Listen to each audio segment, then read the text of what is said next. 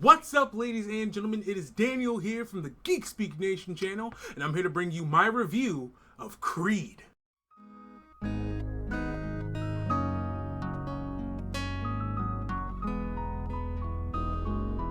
So, Creed is a spin-off film of the Rocky franchise, and is about the son of Apollo Creed, a man named Adonis Creed, played by Michael B. Jordan, who takes up the reins of the legacy and decides he wants to become a boxer, and seeks out training from Rocky Balboa himself, played by Sylvester Stallone. And I have to say, I have never seen a Rocky film. That's a disclaimer I gotta put out there. As much as I love films, it's on my watch list of movies I have to watch. I understand that, what Rocky means to a lot of people, and that's very evident in the film. But I think one of the greatest compliments I can give this film is that despite never having seen ever 5 or 6 other Rocky movies there have been, I could completely get invested and involved with the story and the characters and everything that was going on, and it was a good film. So that's the initial response that I can give about this film, that you don't need the extra background that comes with having the Rocky franchise. You can go in, have a fresh take, and just enjoy what this film is. But I think definitely there would have been a larger enjoyment value out of this film for me personally if I had seen the Rocky films. I mean, it's just with any franchise film that connects all the movies. You're going to miss certain things, this and that, here and there. You know what I'm saying? You can't see Indiana Jones 4 without seeing the other ones. You can and all that stuff, even though Indiana Jones 4 is terrible. That's not the point. The point is you have this universe and you have all these connected dots, and some of them don't land unless you're a fan of the franchise. But I think what really helps bring it all together for this film and makes it such an entertaining film is the acting, the story, and the directing. And the writing and the directing all really fall on the shoulders of Ryan Coogler.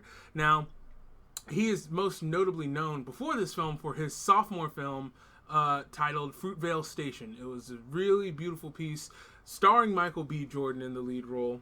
And if you haven't checked it out, I highly recommend you do, about this man and his last night on this earth during New Year's Eve. And it's a really powerful film that I highly recommend. So coming out of that, I was really excited to see what he would bring as director, but also seeing him as the writer on this film, which I think is where he really shines. Ryan Coogler has crafted a story in this film that's engaging from beginning to end, and puts these characters in scenarios and situations and has them saying things and doing things that completely fit the characters that have been created. And it's so great and engaging, and you believe everything that happens to these characters and you care for them. And he brings that grit and that darkness that you can see in Fruitvale Station, but he also brings something very different to the table, something energetic that I'd never expected from him. When you look at Fruitvale Station, you're looking at a film that depends heavily on its story, heavily on the true events that it's inspired by.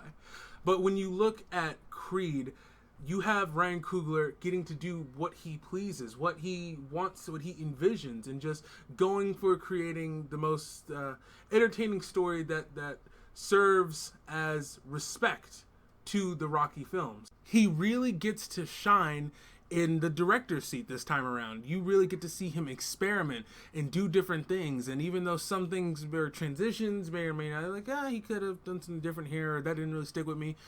Getting to see this guy's imagination play out from behind a camera is just phenomenal. His camera work is so great and engaging and energetic. Every single way he moves the camera or does a tracking shot or captures the action that's going on. It's brutal, it's visceral, it's energetic, and it keeps you locked in at all times. Fantastic establishing shots, fantastic just usage of slow motion and color composition and all these things that just all come together to make an excellent package.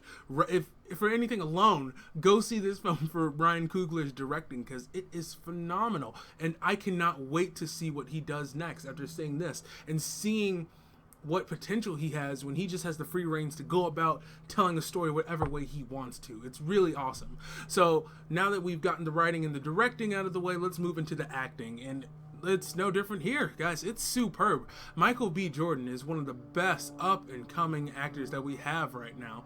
I know he's had some pitfalls, or not really pitfalls, but just movies no one's really gone to see or no one really cared for. You know, he was in Fantastic Four. He was in some movie with Zac Efron, things like that. But after seeing, when you look at films like Fruitvale Station and movies like this, you see that this kid's got an edge and he is going somewhere, and he has so much talent and so much potential, and he invests everything into this character. And you have a character of the character of Adonis is someone you believe in, and someone you root for, and someone you can relate to, and how we all may have things that we have to live up to or don't want to live up to. There's always expectations that we have in our life, and the way he handles them and the way he goes about them and the struggles that he goes through, they're all relatable, and he plays it so well. And I also have to give credit to Tessa Thompson, I believe her name is. If I'm saying that wrong, I apologize. If I got the name wrong, but who plays the love interest in this film, she's great. Their chemistry works very well. It's believable, nothing too cliched, except kind of towards the end, because, you know, they're always going to be like, I don't like the way you did that. And, you know, there's always that one moment of, well, we have to have discord or it's not going to be dramatic. You know, besides that, it's not that big of an issue. I really enjoyed their relationship. But moving on to a relationship that I enjoyed more is the relationship between Adonis's character and Rocky Balboa himself, Sylvester Stallone, giving a knockout performance. Yes, the pun was intended. I think his performance is so great that it's possibly nominatable. It's possibly up there for getting an Oscar for Best Supporting Actor. I honestly think so.